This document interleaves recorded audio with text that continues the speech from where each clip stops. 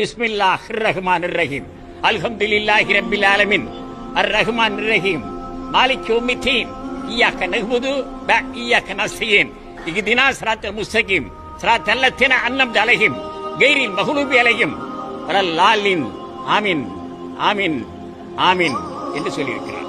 அப்படியானால் என்ன பொருள் தெரியுமா? இய்யாக நஅ்புது வ இய்யாக நஸ்தஈன் என்ன அர்த்தம்? எல்லாம் வல்ல இறைவா, உன்னையே வணங்குகிறேன், உன்னுடைய உதவியே கோருகிறேன், உன்னுடைய அருளையே நாடுகிறேன் பொருள். அது மாத்திரம் இல்ல, அவர் தன்னை கடவுள்னு சொல்லல, தான் இறை தூதர்னு சொன்னாரு.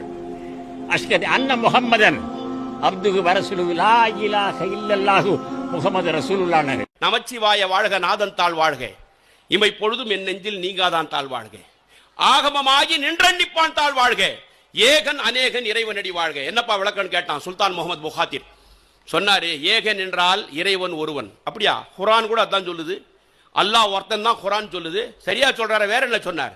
இதை சொன்னவர் யார்? மாணிக்க வாசகர். எதுல சொன்னார்? திருவாசகத்தில். வேற என்ன சொல்லி இருக்கிறார்? அடங்கியவர்களுக்கு அப்பா போற்றி, இத்தி தண்டின் கீழ் இரு மூவருக்கு அத்திக்கருடைய அரசே போற்றி, தென்னாடுடைய சிவனே போற்றி, எந்நாட்டவருக்கும் இறைவா போற்றினார். தென்னாட்டில் இவருக்கு பேரு சிவன், எந்நாட்டவருக்கும் இறைவன். இவர்தானா? கற்றா கோயிலான அபுதாபி மண்ணை கட்டி முடிக்கப்பட்டது சகோதரர்.